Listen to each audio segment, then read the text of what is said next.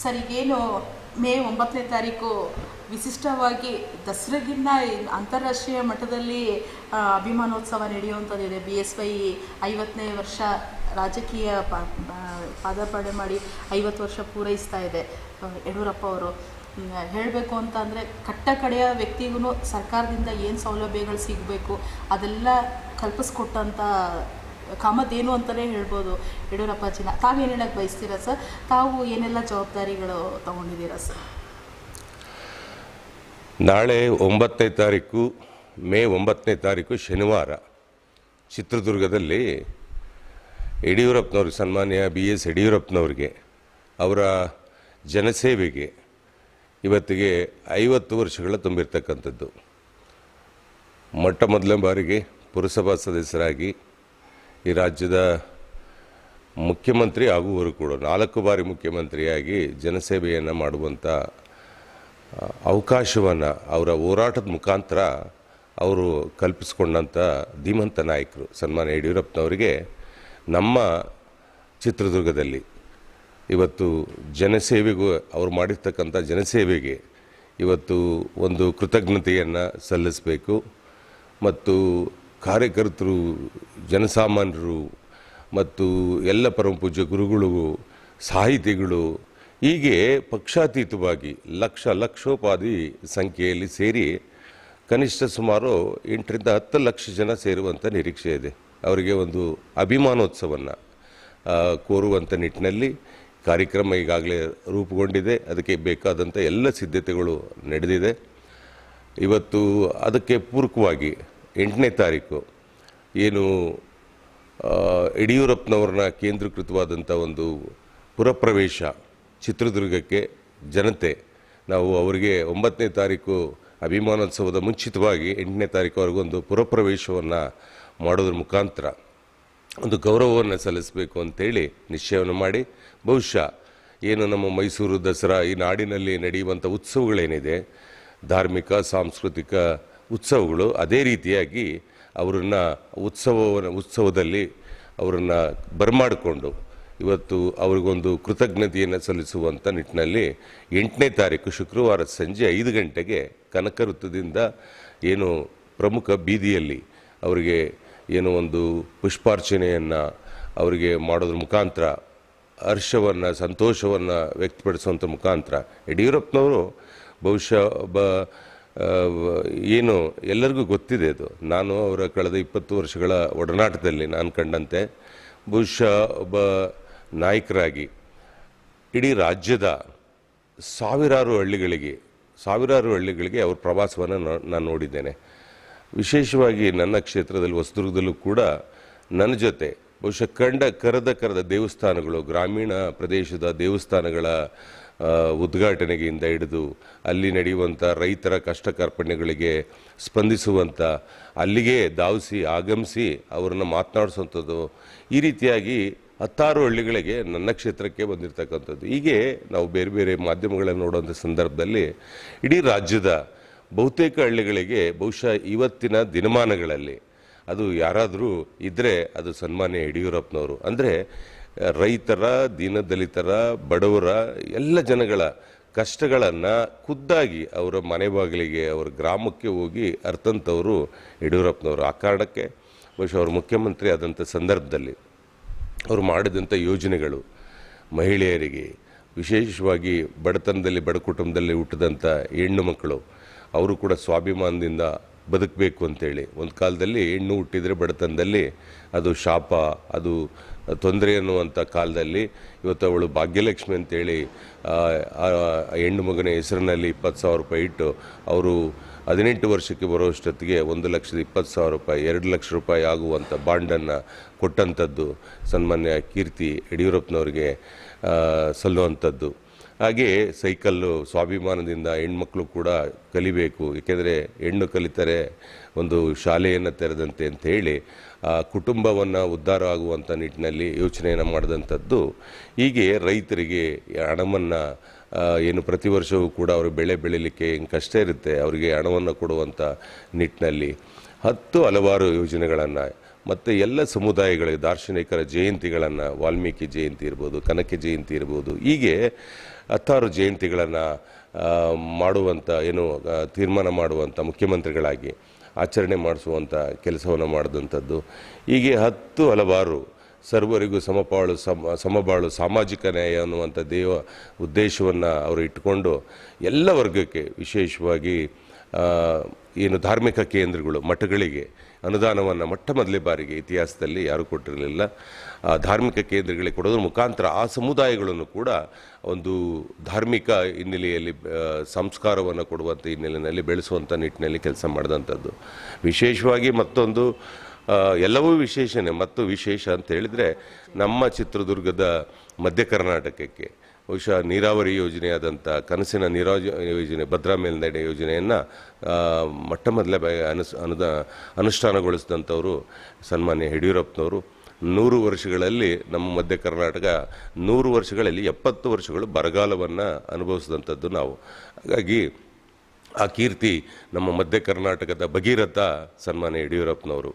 ಹೀಗೆ ಮುಖ್ಯಮಂತ್ರಿಯಾಗಿ ಕೃಷಿ ಬಡ್ಜೆಟನ್ನು ಈ ದೇಶದಲ್ಲೇ ಯಾವ ರಾಜ್ಯದಲ್ಲೂ ಕೂಡ ಕೃಷಿಗೋಸ್ಕರನೇ, ಕೃಷಿ ಪ್ರಧಾನವಾದಂಥ ದೇಶ, ಕೃಷಿ ಬಡ್ಜೆಟನ್ನು ಮಂಡಿಸುವಂಥ ಒಂದು ಮಹತ್ತರವಾದ ಕೆಲಸವನ್ನು ರೈತರ ಹೆಸರಿನಲ್ಲಿ ಪ್ರಮಾಣ ವಚನ ಸ್ವೀಕಾರ ಮಾಡಿ ಕೃಷಿ ಬಡ್ಜೆಟನ್ನು ಮಂಡಿಸಿದಂಥದ್ದು. ಹೀಗೆ ಹಲವಾರು ಯೋಜನೆಗಳು. ಅವರು ಯಾವುದೇ ಜಾತಿ, ಯಾವುದೇ ಧರ್ಮ, ಯಾವುದೇ ವಿಚಾರ ಪಕ್ಷವನ್ನು ನೋಡಲಿಲ್ಲ.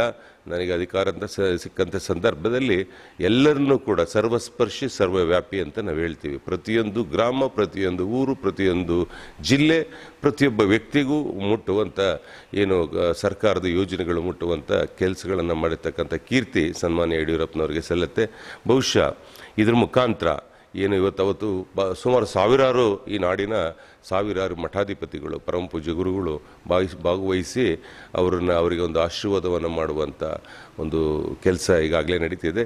ಸನ್ಮಾನ್ಯ ಯುವ ನಾಯಕರಾದಂಥ ನಮ್ಮ BJPಯ ರಾಜ್ಯಾಧ್ಯಕ್ಷ ಅಂತ ವಿಜೇಂದ್ರ ಅವರ ನೇತೃತ್ವದಲ್ಲಿ ಮತ್ತು ನಮ್ಮ ಜನಪ್ರಿಯ ಸಂಸದರಾದಂಥ ಗೋವಿಂದ ಕಾರಜೋಳ ಅವರ ಅಧ್ಯಕ್ಷತೆಯಲ್ಲಿ ನಡೀತಾ ಇರತಕ್ಕಂಥ ಶ್ರೀರಾಮುಲು ಅವರ ಒಂದು ನೇತೃತ್ವದಲ್ಲಿ ಕೂಡ ಪ್ರಭಾಕರ್ ಕೋರೆ ಅಂತ ಅತ್ಯಂತ ಹಿರಿಯ ನಾಯಕರ ನೇತೃತ್ವದಲ್ಲಿ ಸಾವಿರಾರು ಜನ ನಮ್ಮ ಕಾರ್ಯಕರ್ತರು ಇವತ್ತು ಬಂದು ಪ್ರಬಂಧಕರಾಗಿ ಕೆಲಸವನ್ನು ಮಾಡುವಂಥ ನಿಟ್ಟಿನಲ್ಲಿ ಇವತ್ತು ಈ ಕಾರ್ಯಕ್ರಮ ಅತ್ಯಂತ ಯಶಸ್ವಿ ಆಗುತ್ತೆ ಎನ್ನುವಂಥ ಯಶಸ್ವಿ ಆಗೋದ್ರ ಮುಖಾಂತರ ಒಂದು ಕಡೆ ಯಡಿಯೂರಪ್ಪನವರಿಗೆ ಕೃತಜ್ಞತೆಗಳನ್ನು, ಕಾರಣ ಜಿಲ್ಲಾ ಪಂಚಾಯತ್ ಸದಸ್ಯರಿಂದ, ತಾಲೂಕ್ ಪಂಚಾಯಿತಿ ಸದಸ್ಯರಿಂದ, ಶಾಸಕರನ್ನಾಗಿ, ವಿಧಾನ ಪರಿಷತ್ ಸದಸ್ಯರನ್ನಾಗಿ, ಮಂತ್ರಿಗಳನ್ನಾಗಿ ನೂರಾರು ಸಾವಿರಾರು ನಾಯಕರುಗಳನ್ನು ಹುಟ್ಟು ಹಾಕಿದಂಥ ಕೀರ್ತಿ ಯಡಿಯೂರಪ್ಪನವರಿಗೆ ಸಲ್ಲುತ್ತೆ. ಹಾಗಾಗಿ ಅವರೆಲ್ಲರೂ ಕೂಡ ಇದು ನಮ್ಮ ಮನೆಯ ಕೆಲಸ, ಇದು ನಮ್ಮ ಕೆಲಸ, ನಾವು ಬಹುಶಃ ಏನಾದರೂ ಈ ಸಮಾಜದಲ್ಲಿ ನಾವು ತಲೆ ಎತ್ತಿ ಸ್ವಾಭಿಮಾನದಿಂದ ಓಡಾಡ್ತಿದ್ದೀವಿ ಅಂದರೆ ಅದು ಯಡಿಯೂರಪ್ಪನವ್ರ ಕಾರಣ ಅಂಥೇಳಿ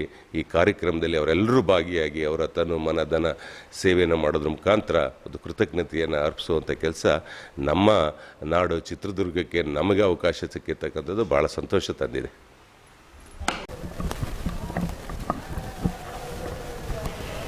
ಭಾರತೀಯ ಜನತಾ ಪಾರ್ಟಿಯ ಹಿರಿಯ ನಾಯಕರು, ಧೀಮಂತ ನಾಯಕರು, ದಿಗ್ಗಜರು, ಸನ್ಮಾನ್ಯ ಶ್ರೀ BS ಯಡಿಯೂರಪ್ಪ ಸಾಹೇಬರ ಒಂದು ಅಭಿಮಾನೋತ್ಸವ ಕಾರ್ಯಕ್ರಮ, 50 ವರ್ಷದ ಒಂದು ಸಾರ್ಥಕ ಸೇವೆ ಏನಿದೆ ಸಾಮಾಜಿಕ ಜೀವನದಲ್ಲಿ, ಅವರ ಅಭಿಮಾನೋತ್ಸವ ಕಾರ್ಯಕ್ರಮ ಬರದಿಂದ ಚಿತ್ರದುರ್ಗದಲ್ಲಿ ಎಲ್ಲ ತಯಾರಿಗಳು ಸಾಗಿದೆ.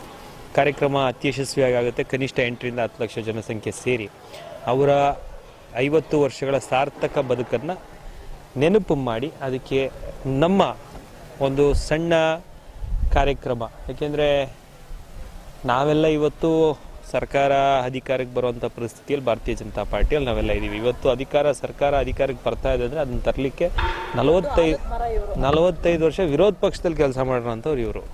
ಮೊನ್ನೆ ವಿಜಯಣ್ಣವರು ಪೂರ್ವಭಾವಿ ಸಭೆಯಲ್ಲಿ ಹೇಳ್ತಿದ್ರು, ನಾವೆಲ್ಲರೂ 1 ಟರ್ಮ್ ಇಲ್ಲ ಅಂದರೆ ನೆಕ್ಸ್ಟ್ ಟರ್ಮ್ ಆದರೂ ಸರ್ಕಾರ ಬರಬೇಕಪ್ಪ ಅಂತ. ಇವತ್ತೇ ನಾವೇ ಹೊಸ ಶಾಸಕರು ಹೇಳ್ತೀವಿ, ನಮ್ಮ ಕಾರ್ಯಕರ್ತರು ಹೇಳ್ತಾರೆ ನೆಕ್ಸ್ಟ್ ಸರ್ಕಾರ ಬರಬೇಕು, ನಮಗೂ ಏನಾದರೂ ಪೋಸ್ಟ್ಗಳು ಬೇಕು, ನಾಮಿನಿಗಳು ಬೇಕು ಅಂತ. ಅದರಲ್ಲಿ ಸತತ 40 ವರ್ಷ ವಿರೋಧ ಪಕ್ಷದಲ್ಲಿ ಕುತ್ಕೊಬೇಕು ಅಂದರೆ ಶಾಸಕರಾಗಿ ಅವ್ರು ಮಾಡಿರೋಂಥ ಸೇವೆ, ಅವ್ರು ಮಾಡಿರೋಂಥ ತ್ಯಾಗ, ಅವ್ರು ಮಾಡಿರೋಂಥ ಸಂಘಟನೆಯಿಂದ ಇವತ್ತು ಭಾರತೀಯ ಜನತಾ ಪಾರ್ಟಿ ಈ ಮಟ್ಟಕ್ಕೆ ಬೆಳೆದಿದೆ. ಹಾಗಾಗಿ ಅವರ 50 ವರ್ಷಗಳ ಸೇವೆಯನ್ನು ಮೆಲುಕಾಕಿ ಅವರಿಗೆ ನಮ್ಮ ಗೌರವವನ್ನು ಸಮರ್ಪಿಸುವಂಥ ಒಂದು ಅಭಿಮಾನೋತ್ಸವ ಕಾರ್ಯಕ್ರಮ ಪಕ್ಷದ ಕಾರ್ಯಕರ್ತರು ಎಲ್ಲ ಕಡೆಯಿಂದ ಬಂದು ಈ ಕಾರ್ಯಕ್ರಮವನ್ನು ಯಶಸ್ವಿಗೊಳಿಸ್ತಾರೆ. ನಾಯಕ್ ಅವ್ರ ಬಗ್ಗೆ ಒಂದೆರಡು ಮಾತು ಹೇಳಬೇಕು ಅಂತ ಅವರು ಅವರ ಏನು ನಡೆದು ಬಂದಂಥ ಹೆಜ್ಜೆ ಹಾದಿ ಅಷ್ಟು ಸುಗಮವಾಗಿರಲಿಲ್ಲ ಸರ್. ಹೇಳಿದ್ನಲ್ಲ ಮೇಡಮ್, 40 ವರ್ಷ ವಿರೋಧ ಪಕ್ಷದಲ್ಲಿ ರೈತರ ಪರವಾಗಿ ರೈತರ ಬಜೆಟನ್ನು ಮಂಡಿಸಿ ಸರ್ಕಾರ ತಂದಿರೋದು, ಅವ್ರು ತಂದಿರೋ ಸರ್ಕಾರ ಏನು ಸುಲಭವಾಗಲ್ಲ. ಅವ್ರಿಗೆ 2 ಬಾರಿ ಸರ್ಕಾರ ತರಬೇಕು ಅಂದರೆ ಅವ್ರು ಪಟ್ಟಿರೋಂಥ ಕಷ್ಟ, ಅವ್ರು ಪಟ್ಟಿರೋಂಥ ಪ್ರಯತ್ನ ಅವ್ರು ಮಾತ್ರ ಸಾಟಿ, ಅವ್ರಿಗೆ ಇನ್ಯಾರೂ ಸಾಟಿ ಇಲ್ಲ. ಹಾಗಾಗಿ ಸರಿಸಾಟಿ ಇಲ್ಲದಂಥ ಧೀಮಂತ ನಾಯಕರು ಸನ್ಮಾನ್ಯ BS ಯಡಿಯೂರಪ್ಪನವರು. ಅವ್ರು ಮಾಡಿರೋಂಥ ಸೇವೆಗೆ, ಅವ್ರು ಮಾಡಿರೋಂಥ ತ್ಯಾಗಕ್ಕೆ ಪೂರ್ತಿ ಅವರ ಜೀವನನೇ ಹೋರಾಟದ ಜೀವನ. ನಾನು ಹೇಳಿದ್ನಲ್ಲ, ಎರಡು ಸೀಟಿಂದ 100 ಸೀಟಿಗೆ ತರಬೇಕು ಅಂದರೆ ಇನ್ನೆಷ್ಟು ಹೋರಾಟ ಮಾಡಿರ್ತಾರೆ.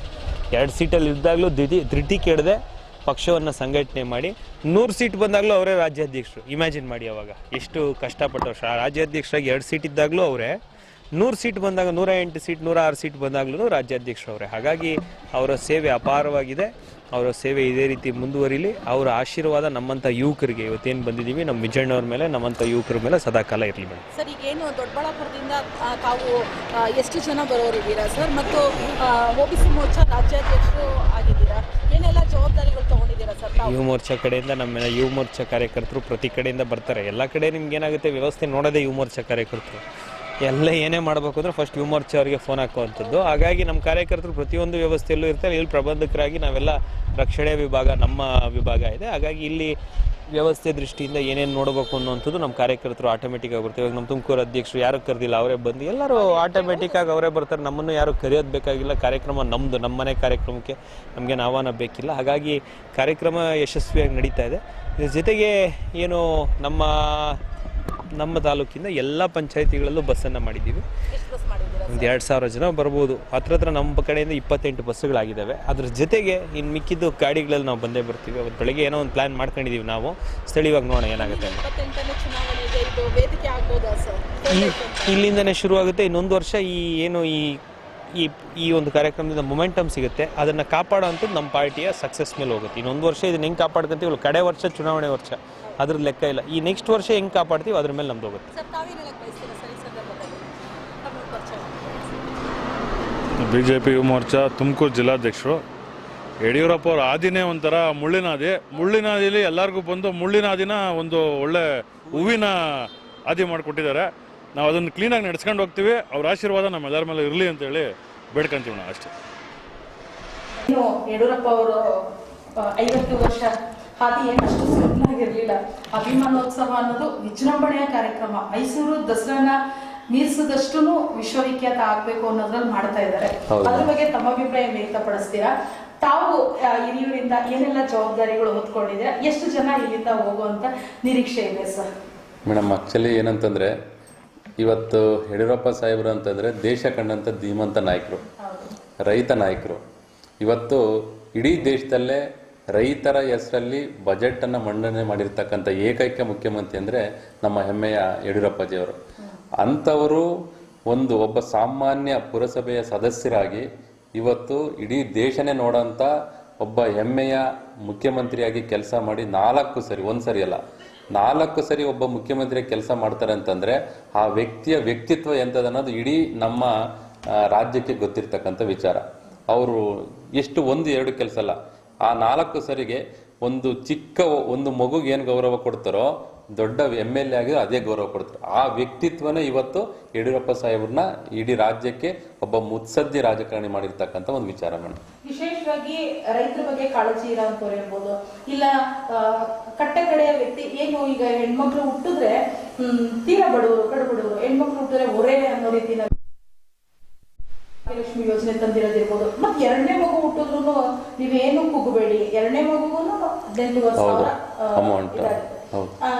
ಅದನ್ನ ಏನ್ ಹೇಳ್ತೀರಾ ಮೇಡಮ್? ಈಗ ಆಕ್ಚುಲಿ ಹೇಳಿದ್ರೆ ಅವರು ಈಗ ಭಾಗ್ಯಲಕ್ಷ್ಮಿ ಯೋಜನೆ ಎಷ್ಟು ಇಂಪಾರ್ಟೆಂಟೋ, ಒಬ್ಬ ಹೈಸ್ಕೂಲ್ ಇರ್ತಕ್ಕಂಥ ಮಕ್ಕಳಿಗೆ ಮೊದಲು ಸೈಕಲ್ ವ್ಯವಸ್ಥೆ ಮಾಡಿದ್ರು. ಅಂದ್ರೆ ಅವ್ರು ಸೈಕಲ್ ವ್ಯವಸ್ಥೆ ಮಾಡಿರೋ ಕಾರಣ ಏನಂತಂದ್ರೆ ಅವರು ಪಕ್ಷ ಕಟ್ಟಂತ ಒಂದು ಸಂದರ್ಭದಲ್ಲಿ ಸೈಕಲ್ ಸುತ್ತಿ ಹಳ್ಳಿಗಳಲ್ಲಿ ಭೇಟಿ ಕೊಟ್ಟು ಸಂಘಟನೆ ಮಾಡಿದ್ರಲ್ಲ, ಅಲ್ಲಿರ್ತಕ್ಕಂಥ ಪರಿಸ್ಥಿತಿ ಅರ್ಥ ಮಾಡ್ಕೊಂಡ್ರಲ್ಲ, ಆ ಒಂದು ಪರಿಸ್ಥಿತಿಯಲ್ಲಿ ಬಡ ಮಕ್ಕಳನ್ನೆಲ್ಲ ನೋಡಿ ಈ ಒಂದು ಸಂದರ್ಭ ನಾನು ಮುಖ್ಯಮಂತ್ರಿ ಆಗಿರ್ತಕ್ಕಂಥ ಸಂದರ್ಭದಲ್ಲಿ ಯಾರು ಈ ವ್ಯವಸ್ಥೆಯಲ್ಲಿ ಇರಬಾರ್ದಂತ ಉದ್ದೇಶ ಇಟ್ಕೊಂಡು ಶಿಕ್ಷಣಕ್ಕೆ ಹೆಚ್ಚು ಒತ್ತು ಕೊಟ್ಟರೆ ಮಾತ್ರನೇ ದೇಶ ಅಭಿವೃದ್ಧಿ ಆಗುತ್ತಂತ ಒಂದು ಉದ್ದೇಶ ಇಟ್ಕೊಂಡು ಅವರು ಮಕ್ಕಳಿಗೆ ಬೈಸಿಕಲ್ ಕೊಟ್ಟರು. ಅದಾದ್ಮೇಲೆ ಭಾಗ್ಯಲಕ್ಷ್ಮಿ ಯೋಜನೆ ನೀವೆಲ್ಲ ನೋಡ್ಬೋದು. ಇವತ್ತೆಲ್ಲ ಭಾಗ್ಯಲಕ್ಷ್ಮಿ ಯೋಜನೆ ಯಾರ್ಯಾರು ಪಡ್ಕೊಂಡು ಇವತ್ತೆಲ್ಲ ಅದರಿಂದ ಅನುಕೂಲ ಪಡ್ಕೊಳ್ತಾ ಇದ್ದಾರೆ. ಇವತ್ತು ಆ ಅನುಕೂಲ ಒಂದು ಪಡ್ಕೊಳ್ತಿರೋ ಒಂದು ಕಾರಣಕ್ಕಾಗಿನ ಇವತ್ತು ಆ ಭಾಗ್ಯಲಕ್ಷ್ಮಿ ಯೋಜನೆ ಅಂತಕ್ಕಂಥದ್ದು ನಮ್ಮ ಕರ್ನಾಟಕದಲ್ಲಿ ಅಚ್ಚಳಿಯಾಗಿ ಉಳ್ಕೊಳ್ಳುತ್ತೆ. ಹಾಗಾಗಿನ ಅದ್ರ ಜೊತೆಗೆ ಇನ್ನೊಂದೇನಂತಂದ್ರೆ ಅನೇಕ ಕಾರ್ಯಕ್ರಮಗಳು ಇಡೀ ರಾಜ್ಯದಲ್ಲಿ ನೋಡಿ, ರೈತ ಬಜೆಟ್ ಆಗಿರ್ಬೋದು, ಬಗರ್ ಹುಕಮ್ ಇದಾಗಿರ್ಬೋದು, ನಮ್ಮ ತಾಲೂಕಿಗೆ ಸಂಬಂಧಪಟ್ಟಂತೆ ಅಪ್ಪರ್ ಭದ್ರ ಯೋಜನೆ ಅಂದ್ರೆ ಎಷ್ಟೋ ವರ್ಷಗಳ ಕನಸು ನಮ್ಮ ತಾಲೂಕು, ನಮ್ಮ ಜಿಲ್ಲೆಗೆ. ಅದಕ್ಕೆ 5,000 ಕೋಟಿಯನ್ನ ಬಿಡುಗಡೆ ಮಾಡಿರ್ತಕ್ಕಂಥ ಧೀಮಂತ ನಾಯಕರು ಅಂತಂದ್ರೆ ನಮ್ಮ ಎಮ್ಮೆ ಯಡಿಯೂರಪ್ಪಾಜಿಯವರು. ಆ ಒಂದು ಕಾರಣಕ್ಕಾಗಿನೋ ಈ ಪ್ರತಿಯೊಬ್ಬ ವ್ಯಕ್ತಿನೂ ಒಂದು ಈಗ ನಮ್ಮ ಅಭಿಮಾನೋತ್ಸವ ಕಾರ್ಯಕ್ರಮ ಏನಿದೆ 9ನೇ ತಾರೀಕು ಇಟ್ಕೊಂಡಿದ್ವಲ್ಲ, ಈ ಒಂದು ಕಾರ್ಯಕ್ರಮಕ್ಕೆ ಹೆಚ್ಚು ಲಕ್ಷಾಂತರ, ನಾವು ಒಂದು ನಮ್ಮ ಪ್ರಕಾರ ಒಂದು 10 ಲಕ್ಷ ಬರ್ಬೇಕಂತ ಒಂದು ಇದಿದೆ. ಆ 10 ಲಕ್ಷ ಬರ್ಬೇಕಂತಿರೋದು ನಮಗೆ ಗೊತ್ತಿರಂಗೆ ಈ 10 ಲಕ್ಷಗಳು ಅದು ಹೇಳಕ್ಕಾಗಲ್ಲ, ಇನ್ನೂ ಅನ್ಕೌಂಟಬಲ್ 10 ಲಕ್ಷಕ್ಕಿಂತ ಡಬಲ್ ಆಗ್ಬೋದು, ನಮ್ಗೆ ಅದು ಗೊತ್ತಿಲ್ಲ. ಯಾಕಂದ್ರೆ ಅಲ್ಲಿರ್ತಕ್ಕಂಥ ಅಭಿಮಾನೋತ್ಸವ ಅಭಿಮಾನಿಗಳು ಇರೋದ್ರಿಂದನ 10 ಲಕ್ಷಕ್ಕಿಂತ ಜಾಸ್ತಿ ಹೋಗ್ಬೋದು. ನಮ್ಮ ತಾಲೂಕಲ್ಲಿ ನಾವು ಕನಿಷ್ಠ ಒಂದು 20,000 ಜನ ಕರ್ಕೊಂಡು ಹೋಗ್ಬೇಕನ್ನೋದು ನಾವೆಲ್ಲ ಈಗ ವಾಲಂಟಿಯರ್ ರೆಡಿ ಆಗಿದ್ದಾರೆ. ಜನಗಳು ಹೆಂಗಾಗಿದ್ರೆ ಅಂದ್ರೆ, ನೀವು ಬಸ್ ಕಳಿಸಿರೋ ಬರ್ತೀವಿ, ಬಸ್ ಕಳಿಸಿ ನಾವು ಓನ್ ಆಗಾದ್ರೂ ಬರ್ತೀವಿ ಅನ್ನೋ ತರ ಹೋಗ್ತೀವಿ. ಮಾಹಿತಿ ಪ್ರಕಾರ ಪಕ್ಷದಲ್ಲಿದ್ರು ಬರ್ತಾರೆ, ಪಕ್ಷದಲ್ಲಿ ಇಲ್ಲದೆ ಇರೋರು ಪಕ್ಷಾತೀತವಾಗಿ ಜಾತ್ಯತೀತವಾಗಿ ಹೆಸರು ಮಾಡದಂತ ವ್ಯಕ್ತಿ ಅನ್ನೋದು ಬಿಂಬಿತ ಆಗ್ತದೆ. ಇಲ್ಲ, ಅದು ಖಂಡಿತ ಸತ್ಯ ಮೇಡಮ್. ಸಾಹೇಬ್ರು ಹೆಂಗೆ ಅಂತಂದ್ರೆ ಅವ್ರು ಪಕ್ಷದಲ್ಲಿ ಇರಬಹುದು, ಆದ್ರೆ ಅವ್ರಿಗೆ ಪಕ್ಷದಲ್ಲಿ ಏನು ಅಭಿಮಾನಿಗಳು ಇದ್ದಾರೋ ಬೇರೆ ಪಕ್ಷದಲ್ಲಿ ಇದ್ರೂ ಸಹ ಯಡಿಯೂರಪ್ಪ ಸಾಹೇಬ್ರನ್ನ ಗೌರವದಿಂದ ಪ್ರೀತಿಯಿಂದ ಕಾಣ್ತಕ್ಕಂಥ ಜನ ಇದ್ದಾರೆ. ಹಾಗಾಗಿನ ಅವರೆಲ್ಲರೂ ಯಾವುದೇ ಪಾರ್ಟಿಯಲ್ಲಿ ಇರ್ಬೋದು, ಇದು ನಾವು ಪಾರ್ಟಿಯಿಂದ ಮಾಡ್ತಿಲ್ಲ, ಪಕ್ಷಾತೀತವಾಗಿ ಮಾಡ್ತಿರೋದ್ರಿಂದ ಯಾವುದೇ ಪಾರ್ಟಿಯಲ್ಲಿ ಇರ್ಬೋದು, ಅವರೆಲ್ಲ ಯಾರ್ಯಾರು ಅಭಿಮಾನಿಗಳಿದ್ದಾರೋ ಅವರೆಲ್ಲರೂ ಸಹ ನಾನು ಸಹ ರಿಕ್ವೆಸ್ಟ್ ಮಾಡ್ಕೊಳ್ತೀನಿ. ಯಾಕಂದ್ರೆ ಅಂತ ಧೀಮಂತ ನಾಯಕರಿಗೆ ನಾವು ಗೌರವ ಸಲ್ಲಿಸಿದ್ರೆ ಮುಂದಿನ ದಿನಗಳಲ್ಲಿ ಏನಾಗುತ್ತೆ ಅಂದ್ರೆ ಯುವಕರಿಗೆ ಸ್ಫೂರ್ತಿ ಆಗುತ್ತೆ, ಅವರು ಯುವಕರಿಗೆ ಸ್ಫೂರ್ತಿ ಕೊಡೋಂಥ ನಾಯಕರು. ಹಾಗಾಗಿನ ಎಲ್ಲರೂ ನಮ್ಮ ತಾಲೂಕಲ್ಲಿ, ಅದರಲ್ಲಿ ಎಸ್ಪೆಷಲಿ ನಮ್ಮ ಹಿರಿಯೂರು ತಾಲೂಕಲ್ಲಿ ಇರ್ತಕ್ಕಂಥವ್ರು ಪ್ರತಿಯೊಬ್ಬರೂ ಬಂದು ಯಡಿಯೂರಪ್ಪ ಸಾಹೇಬರು ಅಭಿಮಾನೋತ್ಸವ ಕಾರ್ಯಕ್ರಮ ಭಾಗಿಯಾಗಿ ಈ ಕಾರ್ಯಕ್ರಮನ ಯಶಸ್ವಿಯಾಗಿ ನಡೆಸಿದ್ರೆ ಏನಾಗುತ್ತೆ, ಇನ್ನೂ ನಮಗೆ ಒಂದು ಶಕ್ತಿ ಬರುತ್ತೆ. ಇದು ನಿಮ್ಮ ವಿಶೇಷವಾಗಿ ನಿಮ್ಮ ಚಿತ್ರದುರ್ಗ ಜಿಲ್ಲೆನಲ್ಲಿ ನಡೀತಾ ಇರೋದು ಯಾವ ರೀತಿಯಲ್ಲಿ ಸಂತಸ ವ್ಯಕ್ತಪಡಿಸ್ತೀರಾ ಸರ್? ಇಡೀ ದೇಶನೇ ತಿರುಗಿ ನೋಡುವಂತ ಒಂದು ಉತ್ತಮವಾದ ಕಾರ್ಯಕ್ರಮ, ಅದ್ರ ಬಗ್ಗೆ ಯಾವ ರೀತಿಯಲ್ಲಿ ಸಂತಸ ವ್ಯಕ್ತಪಡಿಸ್ತೀರಾ ಸರ್? ಮೇಡಮ್, ಆಕ್ಚುಲಿ ಈಗ ಈ ಕಾರ್ಯಕ್ರಮ ನಡೀತಿರೋದೇ ಒಂದು ಸೌಭಾಗ್ಯ, 50 ವರ್ಷದ್ದು. ಅದು ಇನ್ನೊಂದೇನಂತ ಅಂದ್ರೆ, ನಾವೊಬ್ರು ಕಾರ್ಯಕ್ರಮ ನಡೀತಿರ್ತಕ್ಕಂಥದ್ರ ಜೊತೆಗೆ ನಮ್ಮ ಜಿಲ್ಲೆ ನಡೀತಿದೆ, ನಮ್ಮ ಜಿಲ್ಲೆಯಲ್ಲಿ ನಡೀತಿರೋ ಒಂದು ಜೊತೆಗೆ ನಾನು ಅವರೊಬ್ಬ ದೊಡ್ಡ ಅಭಿಮಾನಿ. ಈಗ ಮಂಡಲ ಅಧ್ಯಕ್ಷ ಇರ್ಬೋದು, ಆದ್ರೆ ಖಂಡಿತ ಮೇಡಮ್, ನಾನು ಏನಕ್ಕಂದ್ರೆ ಸಾಹೇಬ್ರಿಗೆ ಒಂದು ಗೌರವ, ನಮ್ಮ ಯಡಿಯೂರಪ್ಪ ಸಾಹೇಬ್ರಿಗೆ ಗೌರವ ಕೊಡೋ ಒಂದು ಕಾರಣಕ್ಕಾಗಿನ ಅವತ್ತು ಭೂಮಿ ಪೂಜೆ ಮಾಡಿದಿನ ಸಂಕಲ್ಪ ಮಾಡಿದ್ವಿ. ಸಂಕಲ್ಪ ಮಾಡಿ ಕಾರ್ಯಕ್ರಮ ಕಂಪ್ಲೀಟ್ ಆಗೋವರೆಗೂ ನಾನು ಚಪ್ಪಲಿ ಹಾಕಬಾರ್ದು ಅಂತ ಹೇಳ್ಬಿಟ್ಟು ಡಿಸೈಡ್ ಮಾಡಿ ಇವತ್ತಿನವರೆಗೂ ನಾನು ಚಪ್ಪಲಿ ಹಾಕೊಂಡಿಲ್ಲ. ಯಾಕೆಂದ್ರೆ ಅವ್ರಿಗೊಂದು ಕೂಡ ಒಂದು ಚಿಕ್ಕ ಗೌರವ. ಅವ್ರ ಯಾಕಂದ್ರೆ ಅಂತ ಮಹಾನ್ ವ್ಯಕ್ತಿಗೆ ನಮ್ಮ ಕೈಲಾದಂಥ ಒಂದು ಅಳಿಲು ಸೇವೆ ಅನ್ನೋದು ಇರುತ್ತಲ್ಲ, ಆ ಅಳಿಲು ಸೇವೆ ಮಾಡೋ ಒಂದು ಕಾರಣಕ್ಕಾಗಿನೇ ನಾನು ಕಾರ್ಯಕ್ರಮ ಯಶಸ್ವಿ ಆಗ್ಬೇಕಂತ ಸಂಕಲ್ಪ ಇಟ್ಕೊಂಡು ಆ ಒಂದು ಕಾರ್ಯಕ್ರಮದಲ್ಲಿ ಮಾಡ್ತಿದ್ದೀನಿ. ಜೊತೆಗೆ ಈ ಕಾರ್ಯಕ್ರಮ ಚಿತ್ರದುರ್ಗದಲ್ಲಿ ನಡೀತಿದೆಯಲ್ಲ, ಈ ಸಂದರ್ಭದಲ್ಲಿ ನಾನು ಮಂಡಲ ಅಧ್ಯಕ್ಷ ಆಗಿರೋದು ನಂದು ಯಾವುದೋ ಪೂರ್ವ ಜನ್ಮದ ಪುಣ್ಯ ಅಷ್ಟೇ. ಆ ಕಾರಣಕ್ಕಾಗಿನೇ ನಾನು ಮಂಡಲ ಅಧ್ಯಕ್ಷ, ಅವ್ರ ಕಾರ್ಯಕ್ರಮ ಮಾಡೋಕ್ಕೋಸ್ಕರ ನನ್ನ ಆಗಿದ್ದೀನೇನೋ ಅದು ನನಗೆ ಗೊತ್ತಿಲ್ಲ. ಹಾಗಾಗಿನ ನನ್ಗೆ ತುಂಬಾ ಅಂದ್ರೆ ಹೇಳಕ್ಕಾಗಲ್ಲ, ಅಷ್ಟು ಅವ್ರ ಬಗ್ಗೆ ನನಗೆ ಹೆಮ್ಮೆ ಅನ್ಸುತ್ತೆ ಮೇಡಮ್. ನಾಡಿನ ಸಮಸ್ತ ಜನರಿಗೆ ನಾನು ಕೇಳ್ಕೊಳ್ಳೋದಿಷ್ಟೇ, ಅತ್ಯಂತ ಅದ್ಭುತವಾದಂಥ ಒಂದು ಕಾರ್ಯಕ್ರಮ ನಮ್ಮ ಚಿತ್ರದುರ್ಗದಲ್ಲಿ ನಡೀತಿದೆ. ಹಾಗಾಗಿನ ಇದು ಎಲ್ಲ ಸುಸಜ್ಜಿತವಾದಂಥ ವ್ಯವಸ್ಥೆ, ಪ್ರತಿಯೊಂದು ವ್ಯವಸ್ಥೆ ತುಂಬಾ ಚೆನ್ನಾಗಿ. ನೀವು ಈ ತರ ವ್ಯವಸ್ಥೆ ಇಡೀ ಕರ್ನಾಟಕ ರಾಜ್ಯದಲ್ಲಿ ಯಾವುದೂ ಆಗಿಲ್ಲ, ನೀವು ಬಂದು ನೋಡಿ ಗೊತ್ತಾಗುತ್ತೆ. ಅಂತ ತುಂಬಾ ಪ್ರತಿಯೊಬ್ಬ ಬರತಕ್ಕಂಥ ಎಲ್ಲ ಕಾರ್ಯಕರ್ತರಿಗೆ, ಪ್ರತಿಯೊಬ್ಬ ವ್ಯಕ್ತಿಗೂ ಎಲ್ಲ ಅವ್ರಿಗೆ ಏನೂ ಸಮಸ್ಯೆ ಆಗದಂಥ ವ್ಯವಸ್ಥೆ ಇದೆ. ಅವ್ರು ಕಣ್ ತುಂಬ್ಕೋಬಹುದು ಇವತ್ತು. ಯಾಕಂದ್ರೆ ನಮ್ಮ ಹೆಮ್ಮೆಯ ಗೃಹ ಸಚಿವರಾಗಿರ್ತಕ್ಕಂಥ ಶ್ರೀ ಅಮಿತ್ ಶಾ ಜಿ ಬರ್ತಾ ಇದ್ದಾರೆ ಕಾರ್ಯಕ್ರಮಕ್ಕೆ. ಅವರು ಮುಖ್ಯ ಅತಿಥಿಗಳಾಗಿ ಬರೋದ್ರಿಂದ ಆ ಕಾರ್ಯಕ್ರಮದ ಮೆರುಗು ಇನ್ನೂ ಡಬಲ್ ಆಗುತ್ತೆ. ಹೌದು, ಎಲ್ಲ ಜಾತಿಗಳ ಸ್ವಾಮೀಜಿಗಳು ಬರ್ತಿದ್ದಾರೆ, ಎಲ್ಲ ಪ್ರತಿಯೊಬ್ಬರು ಅಂದ್ರೆ ವಿಶೇಷವಾದಂತ ಇನ್ನೂ ಅನೇಕ ಕಾರ್ಯಕ್ರಮಗಳಲ್ಲಿ ಮಾಡ್ತಾ ಇದ್ದಾರೆ. ಹಾಗೆ ರಸಮಂಜರಿ ಕಾರ್ಯಕ್ರಮ ಇರುತ್ತೆ.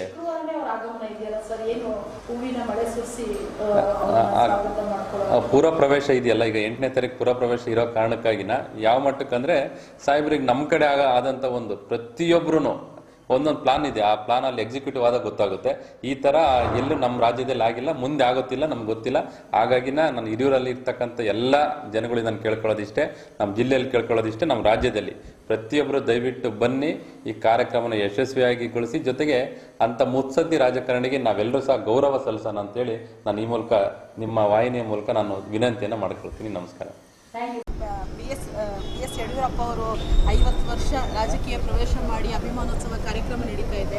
ನಿಮ್ಮ ಒಂದು ವಿಧಾನಸಭಾ ಕ್ಷೇತ್ರದಿಂದ ಏನೆಲ್ಲ ತಯಾರಿ ತಗೊಂಡಿದ್ದೀರಾ? ಯಡಿಯೂರಪ್ಪಾಜಿ ಅವ್ರ ಬಗ್ಗೆ ನೀವು ಈ ಸಂದರ್ಭದಲ್ಲಿ ಏನು ಹೇಳಕ್ ಬಯಸ್ತೀರಾ ಸರ್? ಈಗ BS ಯಡಿಯೂರಪ್ಪ ಅಂತಂದರೆ ಆ ಹೆಸರೇ ಸಾಕು ನಮ್ಮ ಕಾರ್ಯಕರ್ತರಿಗೆ ರೋಮಾಂಚನಗೊಳಿಸಲಿಕ್ಕೆ. ಯಡಿಯೂರಪ್ಪಾಜಿ ಅವರು ಈ ಭಾಗಕ್ಕೆ ಎಸ್ಪೆಷಲಿ ಕಲ್ಯಾಣ ಕರ್ನಾಟಕ ಅಂತ ಹೆಸರಿಟ್ಟಿದ್ದವರು ಅವರು. ಅದಕ್ಕಿಂತ ಮುಂಚೆ ಹೈದರಾಬಾದ್ ಕರ್ನಾಟಕ ಅಂತಿತ್ತು. ಕೇವಲ ಕಲ್ಯಾಣ ಕರ್ನಾಟಕ ಅಂತ ಹೆಸರೇ ಅಷ್ಟೇ ಅಲ್ಲ, ಸುಮಾರು ಕ್ಯಾಬಿನೆಟ್ ಮೀಟಿಂಗ್ಗಳು ಸಭೆಗಳು ಮಾಡಿ ಈ ಭಾಗದಲ್ಲಿ, ಹಿಂದುಳಿದ ಭಾಗದಲ್ಲಿ ಏನು ಅಸಮತೋಲನ ಇದೆ, ಆರ್ಥಿಕ, ಸಾಮಾಜಿಕ ಮತ್ತು ಶೈಕ್ಷಣಿಕ ಎಲ್ಲದನ್ನೂ ಕೂಡ ಸರಿದೂಗಿಸಲಿಕ್ಕೆ ಅಪಾರ ಅವರ ಕೊಡುಗೆಗಳಿವೆ. ಅದರಲ್ಲಿ ಶಾಲಾ ಕಾಲೇಜುಗಳ ಅಭಿವೃದ್ಧಿ ಆಗಿರಲಿ, ಮಠ ಮಾನ್ಯಗಳ ಅಭಿವೃದ್ಧಿ ಆಗಿರಲಿ, ಆಮೇಲೆ ಎಸ್ಪೆಷಲಿ 2 ರಾಜ್ಯ 8 ಜಿಲ್ಲೆಗಳ ಜೀವನಾಡಿ ಅಂತ ತುಂಗಭದ್ರಾ ಅಣೆಕಟ್ಟಿನ ಹೂಳೆತ್ತಬೇಕಂತೇಳಿ ಅವರು ಪ್ರಾರಂಭ ಮಾಡಿದವರು. ಅದಾದಮೇಲೆ ಮಹಿಳೆಯರಿಗೆ ಸೈಕಲ್ ಕೊಡೋದ್ರಿಂದ ಹಿಡ್ಕೊಂಡು, ಹಸಿದವರಿಗೆ ಅನ್ನ ಕೊಡೋದ್ರಿಂದ ಹಿಡ್ಕೊಂಡು, ಸಬಲೀಕರಣಕ್ಕೆಲ್ಲ ಭಾಗ್ಯಲಕ್ಷ್ಮಿ ಯೋಜನೆ, ಅಪೌಷ್ಟಿಕತೆ ಕಾರಣದಿಂದ ಬಳಲ್ತಿರೋ ಮಕ್ಕಳಿಗೆಲ್ಲ ಪೌಷ್ಟಿಕ ಆಹಾರಗಳನ್ನ ಕೊಡೋದ್ರಿಂದ ಹಿಡ್ಕೊಂಡು, ಅದು ಹೇಗಂತಂದರೆ ಅದು ನಮ್ಮ ಕರುನಾಡಿನ ಅಮೂಲ್ಯ ರತ್ನ ಅಂದರೂ ಕೂಡ ತಪ್ಪಾಗಲಾರ್ದು. ಹಾಗಾಗಿ ಎಲ್ಲ ಅವರ ಅಭಿಮಾನಿಗಳು ಕೇವಲ ಹುರಡಳ್ಳಿ ಕ್ಷೇತ್ರ ಅಷ್ಟೇ ಅಲ್ಲ, ಇಡೀ ರಾಜ್ಯದಿಂದ ಅವರ ವೈಯಕ್ತಿಕ ಗಾಡಿಗಳು ಮಾಡಿಕೊಂಡು ನಮ್ಮ ಕ್ಷೇತ್ರದಲ್ಲಿ ಕೂಡ ಅವರ ಅಭಿಮಾನಿಗಳು ಸುಮಾರು 100 ಬಸ್ಸು ಮತ್ತು 100 ಕ್ರೂಸರಲ್ಲಿ 10,000ಕ್ಕೂ ಮೀರಿ ಅಭಿಮಾನಿಗಳು ಆ ಕಾರ್ಯಕ್ರಮವನ್ನು ಅಟೆಂಡ್ ಮಾಡ್ತಿದ್ದಾರೆ. ಸರ್, ಈಗೇನು BSY ಅಂತಂದರೆ ಪಕ್ಷಾತೀತವಾಗಿ, ಜಾತ್ಯಾತೀತವಾಗಿ ಬೇರೆ ಬೇರೆ ಪಕ್ಷದವರೆಲ್ಲನೂ ಶುಭ ಹಾರೈಸ್ತಾ ಇದ್ದಾರೆ. ಒಂದು ಅವರು ಹಾದಿ ಅಷ್ಟು ಸುಗಮವಾಗಿರಲಿಲ್ಲ, ಪ್ರಾಣ ತ್ಯಾಗ, ಜೀವ ಬೆದರಿಕೆ ಮತ್ತು ಎಷ್ಟೋ ಕಡೆ ಒಡೆದಾಟ, ಪ್ರಾಣ ಬೆದರಿಕೆನಲ್ಲೂ ಪಕ್ಷ ಕೊಟ್ಟಿದ್ದಾರೆ. ನೋಡಿ, ಸ್ವತಃ ಹೆಂಡತಿ ಒಡವೆನೂ ತಗೊಂಡೋಗಿ ನೋಡಿ, ಅವರು ರೈತ ಕುಟುಂಬದಲ್ಲಿ ಹುಟ್ಟಂಥ ವ್ಯಕ್ತಿ. ರೈತರ ಕಷ್ಟಗಳು ಏನಿಂತದ್ದು ಅವ್ರಿಗೆ ಗೊತ್ತು. ಹಾಗಾಗಿ ರೈತರಿಗೋಸ್ಕರ ಪಾದಯಾತ್ರೆ ಮೂಲಕ, ಸೈಕಲ್ ಜಾಥಾಗಳ ಮೂಲಕ ಒಂದೊಂದು ಕ್ಷೇತ್ರಗಳು ಅವರು ವೀಕ್ಷಣೆ ಮಾಡಿ ಅವರಿಗೆ ಆದಂಥ ಅನ್ಯಾಯದ ಬಗ್ಗೆ ಅವರು ಇದು ವಿಧಾನಸೌಧದಲ್ಲಿ ಗುಡುಗ್ತಿದ್ರು.